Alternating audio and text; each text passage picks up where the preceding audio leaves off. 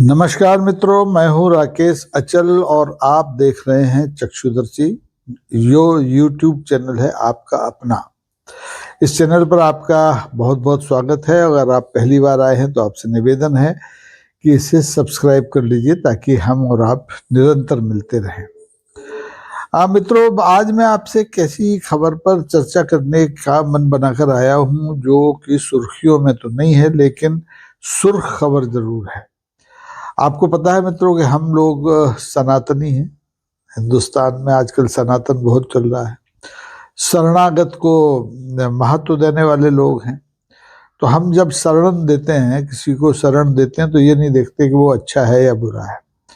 हमने पिछले साल, आपको याद है, 2024 में बांग्लादेश की पूर्व प्रधानमंत्री शेख हसीना को शरण दी क्योंकि उनको जान को खतरा था। और अभी इसी साल में हमने देश के ए टू माने माननीय गौतम अडानी साहब, उनको भी शरण दी है। अब कहेंगे वो तो भारत में ही रहते, उन्हें शरण कैसे दी है? तो मामला बड़ा जोरदार है। ये मामला दरअसल इस तरह से है, जो गौतम अडानी साहब है उनको शरण देने का, कि अमेरिका की SEC, अमेरिका की प्रतिभूति विनिमय आयोग, गौतम अडानी के खिलाफ लगातार वारंट जारी कर रही है, सम्मन जारी कर रही है, लेकिन भारत की सरकार किसी भी तरह से इन सम्मन्स को तामील नहीं होने दे रही है। तो अब लगता है कि भारत की सरकार न तो किसी सम्मन से डरती है, न किसी एप्स्टीन फाइल से डरती है। उसका डर निकल गया है, अमेरिका को लेकर के उसका डर निकल गया है, इसलिए वो बिल्कुल डरना छोड़ दिया है। और गौतम अडानी सर जो जिन पर कि बड़ा गंभीर मामला है, करोड़ों रुपए की वहाँ रिश्वत अमेरिका में देने का, और उसको लेकर के उनके खिलाफ वहाँ के अदालत में ने समन जारी किए हैं, लेकिन वो जारी नहीं हो पा रहे। अब आप पूछेंगे कि देखिए, देश में अगर कोई सवाल पूछ दे सरकार से तो वो हो जाता है राष्ट्र विरोधी, देशद्रोही। और अमेरिका या दूसरे देश अगर कोई सवाल पूछते हैं तो भारत की सरकार चुप्पी धारण कर लेती है। ये एक रणनीति का हिस्सा है। अब आप कहेंगे कि है क्या, किस्सा क्या है? तो किस्सा ये है कि फरवरी 25 में अमेरिका के इस प्रतिभूति विनिमय आयोग ने भारत सरकार से मदद मांगी थी कि हमारा एक सम्मन है, वो आप अपने यहाँ जो उद्योगपति हैं आपके गौतम अडानी, उनको तामील करा दीजिए। उनके खिलाफ एक मामला है, पुराना मामला है, और उसमें उन पर आरोप है कि उन्होंने ठेके लेने के लिए 2021 में, वो ग्रीन एनर्जी लिमिटेड के संस्थापक हैं गौतम अडानी साहब, उन्होंने ठेके लेने के लिए वहाँ पर धोखाधड़ी की अमेरिका में, और वहाँ के लोगों को रिश्वत देने की कोशिश की। तो पिछले 8 महीने से ये जो SEC है, जो अमेरिका का प्रतिभूति नियामक आयोग है, 8 महीने में 5 बार भारत सरकार को अनुरोध कर चुका है। और वहाँ की जो ईस्टर्न डिस्ट्रिक्ट कोर्ट है वो स्पेशल रिपोर्ट दे चुकी है, भारत के विधि न्याय मंत्रालय से अनुरोध कर चुकी है। अभी 12 दिसंबर को उसने ताज़ा कहा है कि भाई ये सम्मन तामील कराइए। अब बहुत दिन हो गए हैं और ये ठीक बात नहीं है।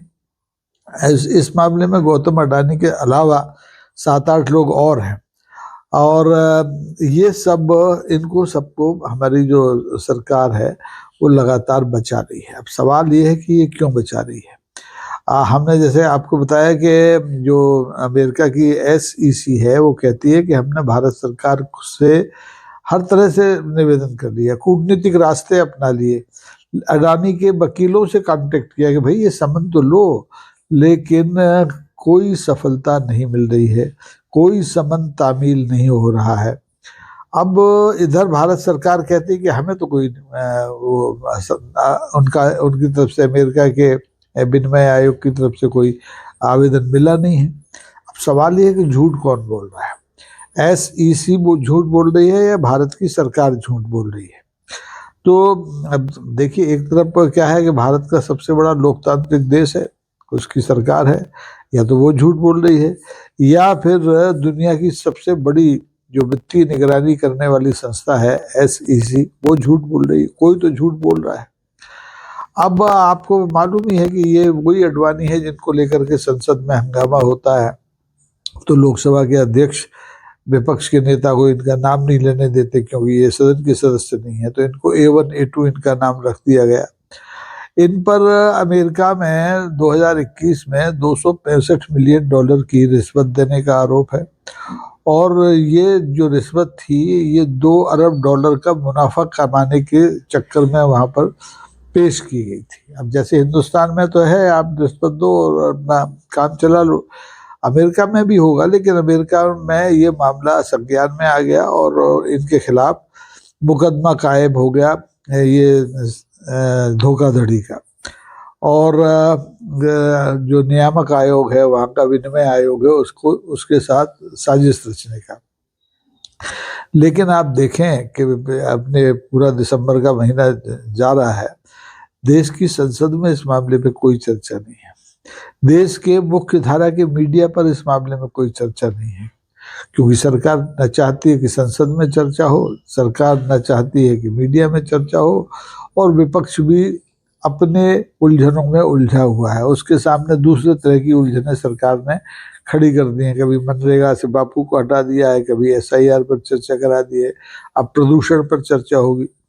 तो सवाल, राजनीतिक सवाल ये है कि आज जब अमेरिका में एप्स्टीन फाइल खुलने वाली है, कल की तारीख में शायद खुलेगी, तो उसमें बड़ी बड़ी हस्तियों के नाम आने की चर्चाएं बहुत दिनों से चल रही हैं। लेकिन हमारे मोदी सरकार के लोगों को भरोसा है कि एप्स्टीन फाइल में भी कुछ निकलेगा नहीं, इसलिए वो गौतम अडानी के जो संबंध है उनको तामील करने की कोई चिंता नहीं कर रही, कोई फिक्र नहीं कर रही, कोई दबाव महसूस अमेरिका का नहीं कर रही है। अब या तो ये है कि भारत में सरकार इतनी मजबूत हो गई है कि वो अमेरिका से टक्कर दे सकती है, अमेरिका के दबाव को सहन कर सकती है, अंतर्राष्ट्रीय कानूनों का मुकाबला कर सकती है, और या ये है कि उसने यानी भारत की सरकार ने अडानी को ही देश मान लिया है। यानी अडानी की को संबंध देने का मतलब वो समझ रही है कि भारत सरकार को संबंध मिल रहा है। सवाल सिर्फ अडानी का है नहीं, सवाल भारत के कानून का भी है। भारत में क्या ऐसा कानून नहीं है? क्या अमेरिका से आपकी ऐसी संधि नहीं है कि इस तरह से अगर एक देश के अपराधी दूसरे देश में होंगे तो उनके खिलाफ समनों की तामील नहीं होगी या उनकी गिरफ्तारी नहीं होगी? अब सवाल ये है कि क्या एक उद्योगपति देश से भी बड़ा हो रहा है, या सरकार उसको देश से बड़ा बनाए रखना चाहती है, और उसे आखिर क्यों बचाना चाहती है? अगर उसके खिलाफ अमेरिका की किसी अदालत में मामला दर्ज है, अगर उसके खिलाफ कोई समन जारी हो रहा है, तो सरकार को क्या दिक्कत है? क्यों उसको प्रतिष्ठा का प्रश्न बना लिया है कि 8 महीने से 5 बार अमेरिका की सरकार सम्मन के तामीली के लिए भारत सरकार से कह रही है, और भारत सरकार इस कान से सुनती है, उस कान से निकाल देती है। और आखिरकार ये है कि अडानी साहब कब तक बचेंगे? साल 2 साल, लेकिन कभी ना कभी तो उन्हें कानून का सामना करना पड़ेगा। अब तो 2 ही रास्ते हैं, या तो अब अडानी साहब कभी अमेरिका जाए ही नहीं और अमेरिका में कोई कारोबार करे ही नहीं, तब एक बात बन सकती है, और या फिर ये है कि अपनी जो ग्रीन एनर्जी है इसको अमेरिका में अगर वो फैलाना चाहते हैं, तो फिर अमेरिका के कानूनों का उन्हें सम्मान करना पड़ेगा, उन्हें वहाँ पर जाकर के कोर्ट में अपना पक्ष रखना पड़ेगा। लेकिन ये अभी ऐसा कुछ हो नहीं रहा है, और ये लगातार नहीं हो रहा है, कई मामलों में नहीं हो रहा है। अभी आपको पिछले साल का याद हो तो वहाँ पर अमेरिका में ही नहीं, कनाडा में भी भारत के कई लोगों के खिलाफ, जो कि भारत की सुरक्षा सेवाओं से भी जुड़े थे, उनके खिलाफ भी प्रकरण कायम हुए थे। लेकिन उनके मामले में भी भारत सरकार ने लगातार नानुकुर करने का रुख अपनाए रखा, और इस बार गौतम अडानी के मामले में भी यही हो रहा है। अब प्रश्न यही है कि कितने गौतम अडानियों को भारत की सरकार अंतर्राष्ट्रीय अपराधों में लिप्त होने के बाद भी बचाए रखना चाहती है। क्या गौतम अडानी के बिना इस देश की अर्थव्यवस्था चलेगी नहीं? कि अगर गौतम अडानी वहाँ अमेरिका में उलझ जाते हैं तो क्या देश की अर्थव्यवस्था चरमरा जाएगी? शायद ऐसा नहीं है।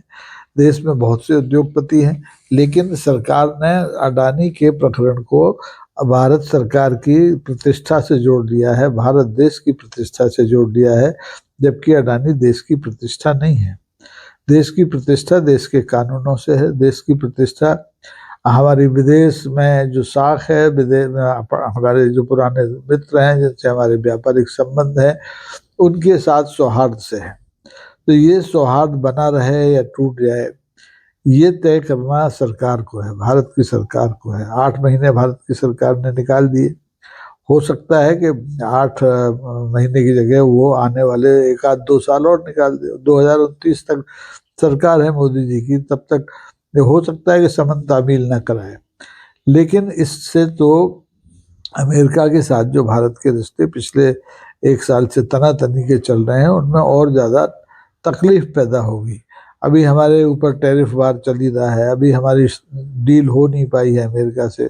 कोई FTA हमारी होती नहीं है कि हम फ्री ट्रेड डील कर लें। तो इस तरीके से आखिरकार गौतम अडानी ने ऐसा क्या जादू कर दिया है भारत की सरकार पर कि वो उसे लगातार बचाए जा रही है। देखिए, शेख हसीना की मैंने शुरू में जिक्र की, वहाँ की वो बात अलग है, वो मामला पॉलिटिकल मामला है, लेकिन ये तो आर्थिक अपराध से जुड़ा हुआ मामला है। सीधे सीधे अरबों के मुनाफे के लिए करोड़ों की रिश्वत देने का मामला है, कदाचार का मामला है। इससे देश बदनाम होता है। देश के दूसरे व्यापारी जो दुनिया के अलग अलग देशों में काम करना चाहते हैं, उनकी साख पर बट्टा लगता है कि अरे भारत के व्यापारी तो ऐसे ही होंगे जो कि रिश्वत दे करके अपना काम चलाने की कोशिश करते हैं। तो ये मौका था कि भारत सरकार गौतम अडानी के खिलाफ SEC द्वारा जारी समन्स की तामील कराती, गौतम अडानी को ससम्मान कहती कि भैया आप अमेरिका जाओ, कानून का सामना करो और पाक साफ होकर लौट के आ जाओ। लेकिन सरकार ऐसा नहीं कर रही है। इससे अब सरकार भी संदेह के घेरे में आ गई है और संदेह की परतें लगातार गहरी होती जा रही हैं और ये लगने लगा है कि या तो अडानी जी सरकार को चला रहे हैं या सरकार अडानी को चला रही है। इस मामले में आप क्या सोचते हैं? आपकी राय भी बड़ी महत्वपूर्ण है। आप क्या सोचते हैं, ये कमेंट करके ज़रूर बताइए, ताकि ये पता चले कि भारत की जो जनता है वो भारत सरकार के व्यवहार से इत्तेफाक रखती है या उसकी मुखालफत करना चाहती है। तो हम लोग भी इस मामले पर नज़र रखे हुए हैं। कल एप्स्टीन फाइल खुलेगी अमेरिकी सीनेट के आदेश के बाद, उसमें भी देखना है क्या क्या उस पिटारे में से निकलता है, और गौतम अडानी का मामला भी देखना है कि ये संबंध क्या नई साल में तामील हो पाएंगे या इन्हें ऐसे ही टाला जाता रहेगा। तो आज के लिए बस इतना ही। देखते रहिए चक्षुदर्शी। अगर आपको एपिसोड पसंद आए तो मित्रों में शेयर कीजिए, लाइक कीजिए, कमेंट कीजिए, सब्सक्राइब करना आपके ऊपर है। नमस्कार, जय हिंद।